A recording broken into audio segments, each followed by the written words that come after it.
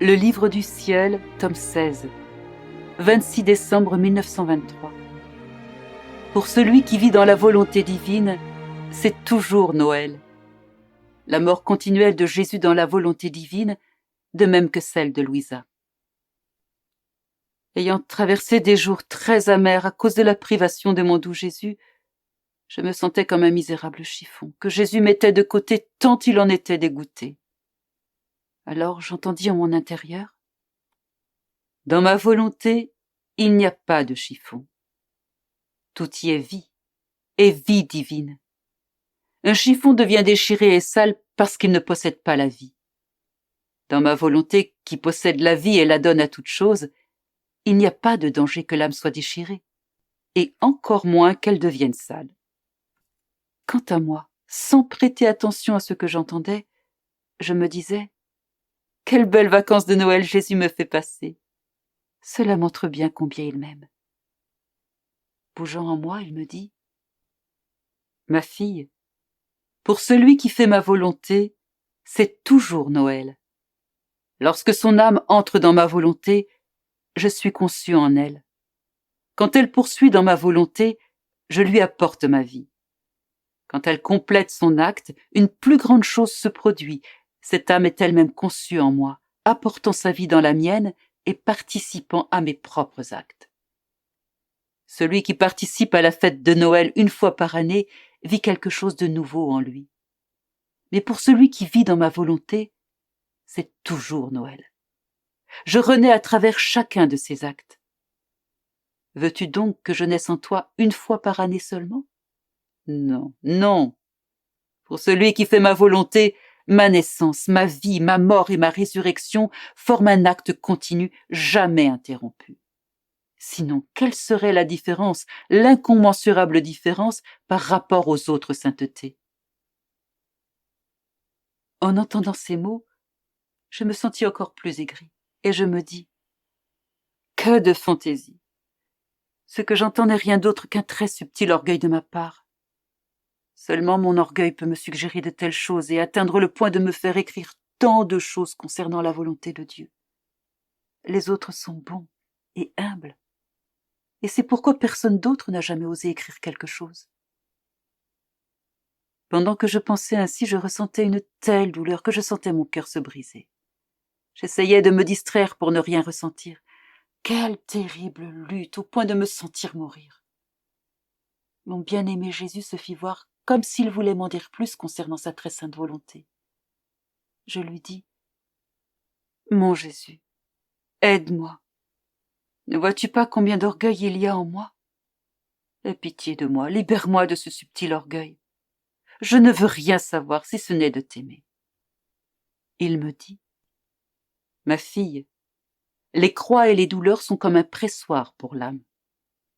Tout comme le pressoir sert à écraser et à peler les raisins de telle façon que le jus pour le vin aille d'un côté et les pelures de l'autre, ainsi les croix et les douleurs, comme un pressoir, pèlent l'âme de l'orgueil, de l'amour de soi, des passions, et de tout ce qui est humain, ne laissant que le pur vin des vertus. Ainsi mes vertus se répandent dans l'âme comme sur un canevas blanc, et s'y inscrivent avec des caractères indélébiles.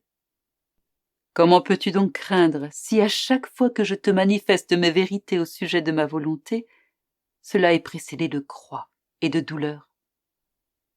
Plus les vérités sont élevées, plus intenses sont les douleurs.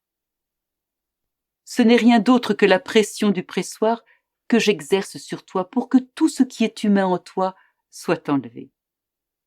Il est de mon intérêt plus que du tien que ces vérités ne soient pas mêlées avec les pelures des passions humaines.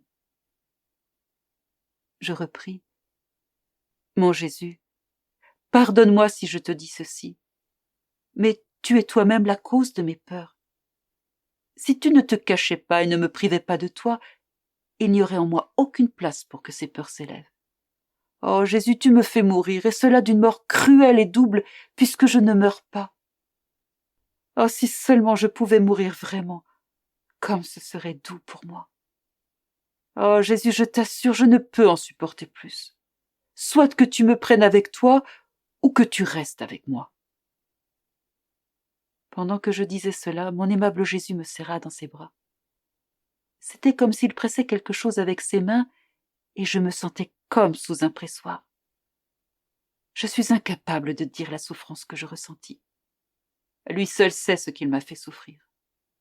Après, il m'a dit « Bien-aimée fille de ma volonté, regarde à l'intérieur de moi comment la volonté suprême ne concéda même pas un souffle de vie à ma volonté humaine, aussi sainte qu'elle fût.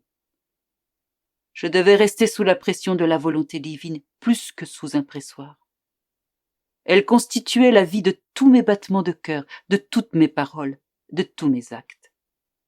Et ma petite volonté humaine mourait dans chacun de mes battements de cœur, de mes respirations, de mes actes, de mes paroles, etc. En réalité, cette volonté n'a jamais eu la vie. Je ne l'avais que pour la faire mourir continuellement, et bien que cela fût un grand honneur pour mon humanité et le plus grand des prodiges, chaque mort de ma volonté humaine se transformait en une vie de la volonté divine. Ces morts continuelles furent le plus grand et le plus amer martyre de mon humanité. Oh, comme les douleurs mêmes de ma passion furent petites devant ces morts continuelles en moi. Par cela, je donnais une gloire parfaite à mon Père céleste, que j'aimais d'un amour surpassant tout l'amour de toutes les créatures. Mourir, souffrir, faire quelque chose de grand quelquefois, par intervalle, cela n'est pas aussi grand. Les saints et les autres bonnes créatures ont fait ainsi. Mais comme ce n'était pas continuel, ça ne constituait pas une gloire parfaite pour le Père, ni une rédemption pouvant s'étendre à tous. Donc, ma fille nouvelle-née dans ma volonté éternelle, vois où ton Jésus te veut, sous le pressoir de ma volonté divine, de sorte que ta volonté puisse recevoir des morts continuelles, tout comme ce fut le cas pour ma volonté humaine. Sinon, je ne pourrais pas faire se lever l'ère nouvelle dans laquelle ma volonté pourra régner sur la terre. Cela prend des actes, des souffrances et des morts continuelles pour que le fiat voluntas tua descende du ciel sur la terre. Prends garde, ma fille. Ne regarde pas les autres, pas même les saints, concernant la façon dont je me suis conduit avec eux. Ça pourrait t'amener à être surprise de ma façon d'agir avec toi. Avec eux, je voulais faire une chose. Avec toi, c'est quelque chose de complètement différent. Pendant qu'il disait cela, il prit la forme du crucifix en appuyant son front contre le mien et en couvrant toute ma personne. Je me sentis sous sa pression, en proie à sa volonté.